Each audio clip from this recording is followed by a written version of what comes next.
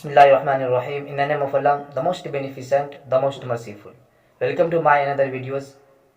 किसी शायर ने क्या खूब कहा कि मजहब नहीं सिखाता आपस में बैर रखना, कि मजहब नहीं सिखाता आपस में बैर रखना, हिंदी है हम वतन के हिंदुस्तां हमारा, मगर यहाँ आपस में ही लड़ रहे। जैसे ही केजरीवाल और आप पार्टी के बड़े बड़े चेहरे, खुद केजरीवाल सीएम रहते वो हार गए, डिप्टी चीफ मिनिस्टर हार गए, उसके एजुकेशन मिनिस्टर हार गए, यानी सारे के सारे बड़े बड़े ओहदेदार हार गए। इसका हार का पूरा गुस्सा है वो एमआईएम पार्टी पर निकाल रहे।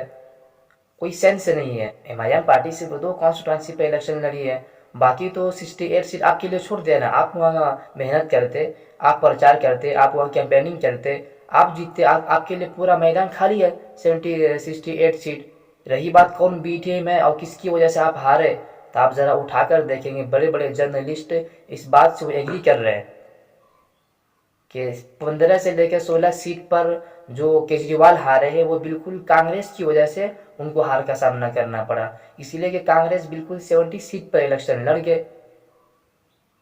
और जहां जहां मतलब हार का मार्जिन था 1000, 2000, 600, 3000 तक का, उससे ज़्यादा वोट कांग्रेस के कैंडिडेट लेकर बैठे थे, तो उसके बारे में कोई तज़किरा नहीं। उस पर गुस्सा निकालने के बजाय एमआईएम पार्टी पर गुस्सा निकल रहे। और इस बात को याद रख लीजिए कि एमआईएम पार्टी दिल्ली के अंदर तीसरी सबसे बड़ी पार्टी बनकर आई है। पहली बार एमआईएम पार्टी विधानसभा के इलेक्शन लड़ रहे थे और सिर्फ 2 सीट पर, यानी 2 कॉन्स्टिट्यूंसी पर कैंडिडेट से खड़े किए, और उसका वोट परसेंटेज देखिए कि कांग्रेस की वोट परसेंटेज से ज़्यादा है, यानी तीसरी सबसे बड़ी पार्टी बनकर आई दिल्ली से एमआईएम पार्टी। नंबर 1 पर केजरीवाल को पीछे छोड़कर, आप पार्टी को पछाड़कर बीजेपी नंबर 1 पोजीशन पर बैठी है दिल्ली के अंदर अब। और सेकेंड पोजीशन पर यानी आपकी पार्टी केजरीवाल सेकेंड पोजीशन पर है। थर्ड पोजीशन पर एमआईएम पार्टी है, जबकि एमआईएम पार्टी सिर्फ 2 सीट पर इलेक्शन लड़े और उसका वोट परसेंटेज देखिए कांग्रेस के वोट परसेंटेज से ज़्यादा है। उसको बी टीम कहना, उसको इल्ज़ाम लगाना, भाई एक डेमोक्रेटिक कंट्री है, कोई भी किसी भी पार्टी कहीं भी लड़ सकती है। भाई एक डेमोक्रेटिक कंट्री है, डेमोक्रेटिक कंट्री में किसी भी पॉलिटिकल पार्टी के पास उसका राइट है कि किसी भी स्टेट के अंदर वो इलेक्शन लड़े और कहीं भी लड़े। किसी को अगर ऑब्जेक्शन हो रहा है तो उससे कोई मतलब नहीं, यही तो डेमोक्रेटिक की खूबसूरती है। और वैसी साहब पर इल्ज़ाम लगाना, उसके ऊपर एलिगेशन लगाना, जो कि एमआईएम पार्टी तीसरी बड़ी सबसे पार्टी दिल्ली के अंदर है, तो उस पर इल्ज़ाम लगाना सरासर गलत है, बिल्कुल सेंस नहीं है। इल्ज़ाम लगाना कांग्रेस पर लगाओ, जो कि वो कहीं 1000 वोट लेकर आए, कहीं 2000, कहीं 3000, कहीं 5000, कहीं 7000 के 8000, इससे ज़्यादा तो बढ़ नहीं पाए। एमआईएम पार्टी और उसके 2 कैंडिडेट देखिए, पहली बार तब वो विधानसभा के इलेक्शन लड़ रहे थे और कोई 40,000 के प्लस वोट लेकर आए, तो कोई 38,000 के प्लस वोट लेकर आए।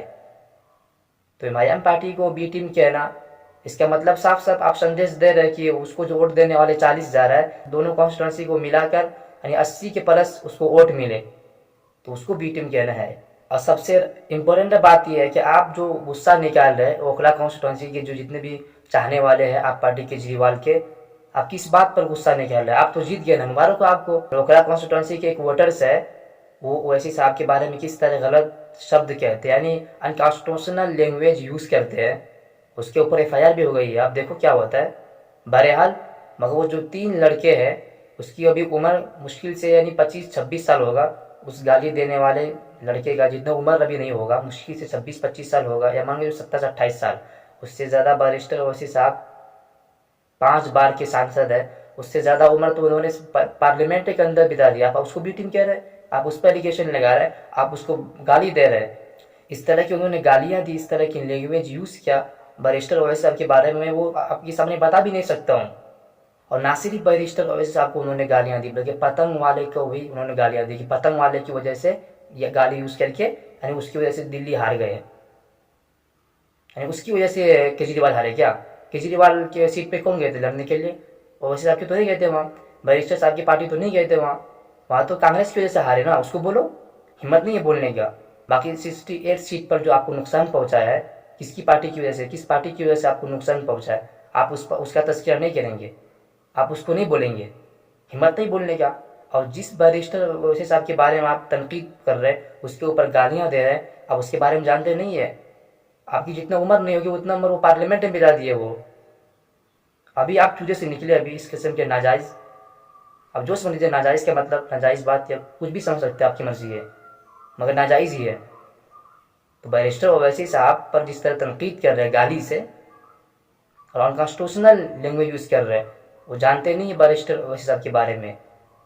अभी पढ़ेंगे तब ना कि बैरिस्टर ओवैसी साहब ना सिर्फ नेशनल लेवल से बल्कि इंटरनेशनल लेवल से वो इंडियन मुस्लिम को रिप्रेजेंट करते हैं। वो पढ़ेंगे नहीं, जानेंगे नहीं, किसी नेता के बहकावे में आकर जिंदाबादी करके इतना मगन हो जाना, इतना पागल हो जाना, मजनू हो जाना कि किसी की के सामने कौन है, हम किसको बोल रहे हैं, किसकी बात कर रहे हैं हम, और किस अंदाज में उसका नाम लेना चाहिए, कुछ मालूम ही नहीं है। तो डेमोक्रेटिक कंट्री, एक डेमोक्रेटिक कंट्री है, कोई भी किसी का मुखालिफत कर सकता है, किसी भी पार्टी से वो डिसएग्री कर सकते हैं, मगर इसका मतलब ये नहीं है कि आप उसको गाली दे। और उस शख्स को जिसको पूरे हिंदुस्तान एक रिस्पेक्टफुल्ली के साथ उसका नाम लेते हैं, आप उसको गाली दे रहे, जिसको पूरे हिंदुस्तान, ना सिर्फ मुसलमान तो छोड़िए, उनको रिस्पेक्ट करना आता ही नहीं है, तो अदर रिलीजन के लोग भी उनको रिस्पेक्टफुल्ली के साथ उनको पुकारते हैं, उनका नाम लेते हैं। पार्लियामेंट की स्पीच उठाकर देखो, जिस पर आप तनकीद कर रहे हैं, पार्लियामेंट की स्पीच उठाकर देखो।